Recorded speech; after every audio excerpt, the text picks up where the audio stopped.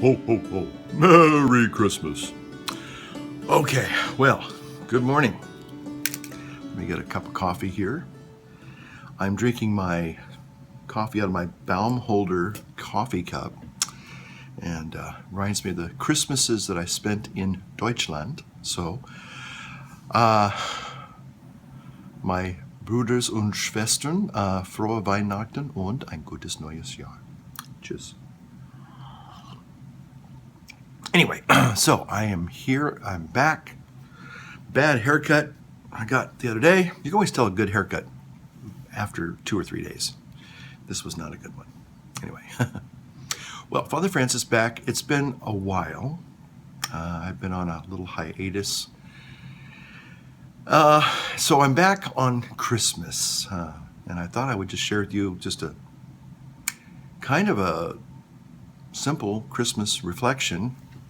This year, the past year I've been in a brand new assignment here in Chico, California at Our Divine Savior. I'm here in the rectory filming this little first Christmas homily to you all, and trust that you're having the best Christmas that you possibly can have.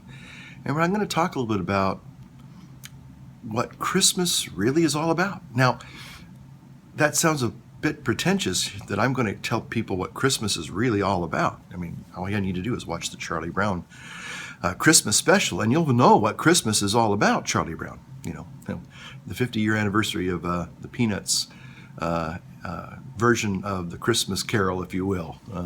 So anyway, but as I've been thinking about, how do you talk about Christmas, we all seem to know the Christmas story. We know the Christmas message. And again, I don't want to deviate into the quote-unquote war on Christmas, I just think it's better left for more wittier people to talk about that whole issue.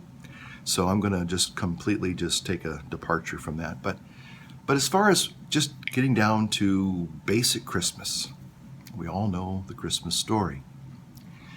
And it's interesting because, there's kind of like different variations of Christmas, Yes, you can have certainly the store-bought version of Christmas, the mercantile version, if you will, the Madison Avenue, Christmas comes in a box, type of a thing from the mall or now online. And in some ways, it kind of, it's a parody of the true meaning of Christmas, again, Christ in Christmas. You can't have Christmas really without Christ, to be honest. But in some ways, the world is able to ferret out some of the important elements and themes of Christmas. And one of the themes, and this is the only thing I'm going to talk about, I'm going to really try and distill my thoughts for the first time. Well, maybe, we'll see. And not go off into little tangents. But here's the thought that I want to really share with you and kind of unwrap, if you will, unbox, is the idea of gifts. And it's interesting because, yes, that's kind of what drives the consumer version, the merchandising, secularized, commercialized Christmas is gift buying and gift giving. So on one hand, the secularized version of Christmas has one of the major themes that, is right on. You really can't have Christmas without gifts.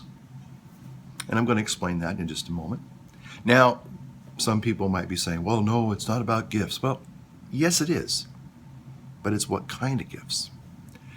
And that's where I think a lot of people sadly get misled and let down because they are looking for the right gift. Unfortunately, they don't always find it.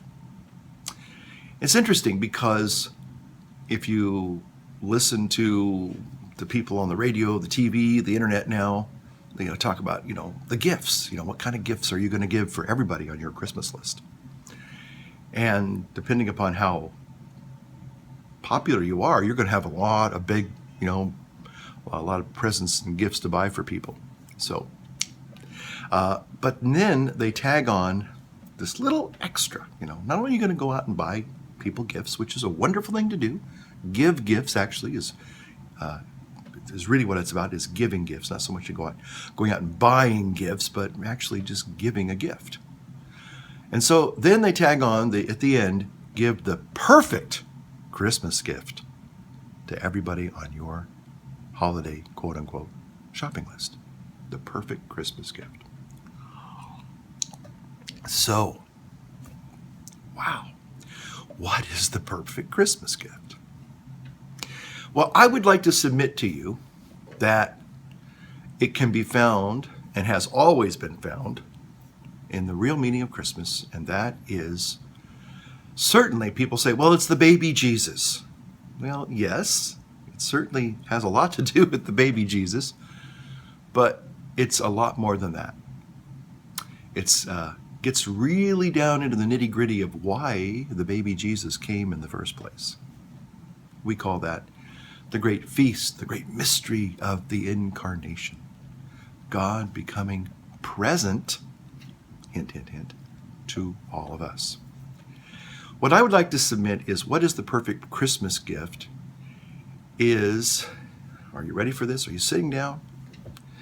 The perfect Christmas gift, I would say, is, without a doubt, the gift of mercy and forgiveness. And this is what the church has given to us, just starting a couple of weeks ago on the Feast of the Immaculate Conception, the year of mercy.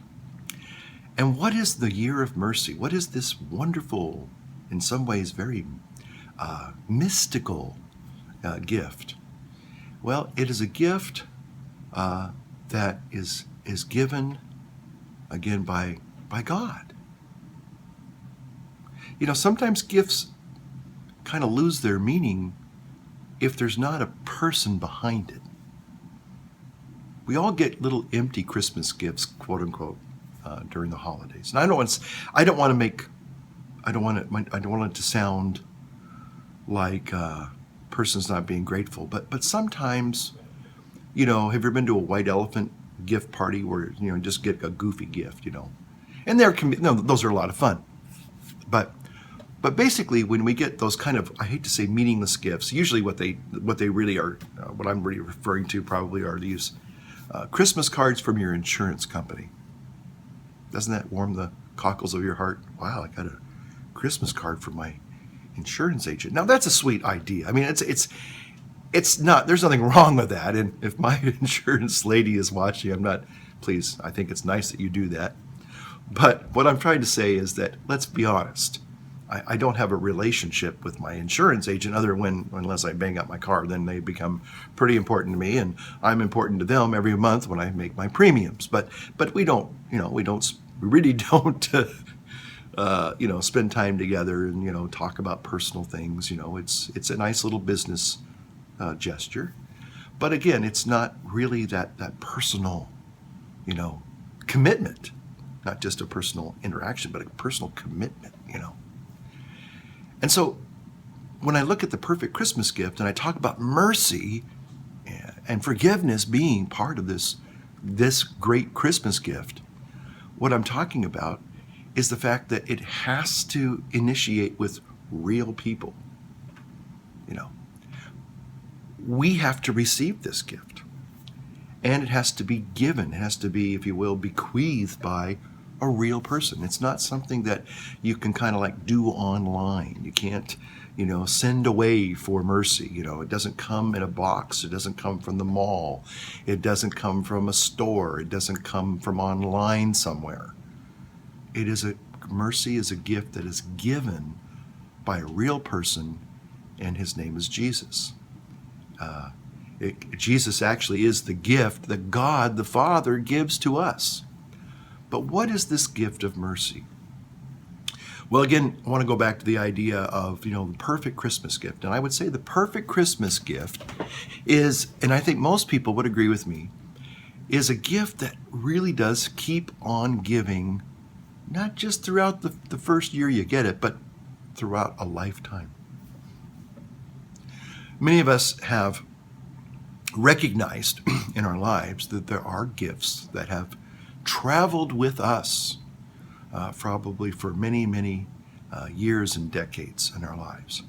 Now, to be sure, they can maybe have some little sentimental material thing attached to it. But the gift, I would suggest to you, is really intangible. Now, one of the things that I like to talk about in the sacrament of baptism are the gifts that our parents and the people that really loved us gave us. And there were gifts that basically formed our characters. It was maybe the mom who spent the afternoon teaching you the flashcards in the multiplication tables. Don't know if they still do that these days, but in my days, you had these little math flashcards. 4 times 4 is 16. I hope that's right. Is that right? I hope that's right. See, again, I'm doing it from rote memory. So if I've got that wrong, then you'll say, boy, you didn't get those flashcards. Okay. So, but again, maybe it was an uncle, or maybe it was your dad, or somebody who taught you how to, hold a baseball bat, And but later in life, you may not be playing with flashcards or baseball bats, but the real gift was the gift maybe of perseverance, or the ability to stare down adversity. You say, wow, I'm able to do some pretty important things here, but I didn't learn them today. I learned them a long time ago because they were a gift that was given to me, a real gift that was given to me by somebody. Whether it was a mother, a father, an uncle, a grandfather, a grandmother, an aunt, a coach, a teacher, somebody in your life that really made a difference. But they gave you this gift, and now you are the owner of this gift, or you are the one who has received this gift, and it's now it's in operation in your life. And that's what I'm talking about, is this gift that keeps on giving. And mercy, believe it or not, is a gift that we get, that God gives to us. And it is an amazing gift, because when we recognize that we are broken, and we all are, whether we want to admit it or not, I think that's part of the problem in today's culture, is people want to basically ignore the fact that certain things in the world today that are approved are really things that are really pretty sinful. And, we have to be honest about that. And unfortunately, a lot of times people today are wanting to kind of rewrite things and say, well, this is okay now, and this isn't, Anyway, another story for another time, another lesson for another time, another topic for another time. But the great gift of mercy is that when we recognize that we're in need of mercy, we can ask. We can ask for mercy, and we ask for mercy. We ask God, Again, gifts are given by persons, by people, and God, we recognize, is not just some force, the force be with you, but it's a person, and God longs to have this relationship with us, and He longs to bestow mercy on us. But as long as we recognize that we are broken, we are sinful, we have erred, yes, we have done wrong, and we're sorry for that. We have contrition, and we want to make amends. We want to be forgiven. You have to kind of really, that's how it kind of works. But the good news is that God is in the second chance business, And again, because mercy is a gift that is given by a real person to another person, then that's what makes it all possible. The whole reality is that Christ, He entered into our tribulations. He entered into the tribulations of humanity. He came not just to look upon humanity, like a scientist looks upon an amoeba in a microscope on a slide, like, oh, isn't that interesting? No. He actually condescended and became one of us. He experienced the human life because he was human. And because he was human, he can now offer us the gift of mercy. And that's what Jesus did in his earthly ministry as he went about, as he proclaimed the good news, the revelation that the kingdom of God is among us, the Messiah is among us. He bestows his gift of mercy in many different ways. And so that's what I would like to encourage all of us this Christmas season. Again, it's not a Christmas day. I noticed, and this really kind of leaves me very, very, not agitated, but very, very disturbed, is that it's not even Christmas yet. I'm making this video early Christmas Eve morning. But a week ago, I was going to, and I won't mention the store's name, they were already, again, 10 days before Christmas, they're taking down all the Christmas stuff and putting up spring stuff. And Christmas hasn't even happened yet. I mean, it used to be bad enough where you would go out the next day and see all of the Christmas trimmings, boxes, wrappers, and even Christmas trees lying on the sidewalk, on the curb, because we're done. It's over with. No, Christmas is a season, and I would submit to you that we really want to see Christmas is not just that one day in the year, but it is an attitude that we take with us throughout the rest of the year. It's a realization that we take with us through not only the rest of the year, but the rest of our lives. And that is what? That mercy is a powerful living force that we need throughout the year and for the rest of our lives. So, can you give the perfect Christmas gift? I would say absolutely. Can we receive the perfect Christmas gift? Absolutely. Many people have received the perfect Christmas gift probably already in the form of going to confession, and telling God, you know what, God, I'm sorry. And God bequeaths his forgiveness and mercy upon that individual. It's a lot like, and I'll end with this, it's a lot like, little kids playing with their Christmas toys on Christmas morning.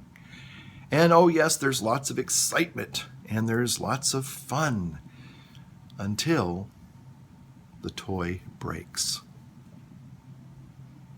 And what happens after the kid gets upset and frustrated and the tears come? They pick up all the broken parts of the toy. And what do? Well, hopefully, they turn to mom and dad and they raise the toy up and say, Mommy, Daddy, fix it. And Mommy and Daddy usually does something to fix it, right? That's kind of what the gift of mercy is about. It's us recognizing something's broken and we ask God to fix it. And he does, because he's real. May God bless you and yours, and I hope you have a very happy and holy Christmas. God bless.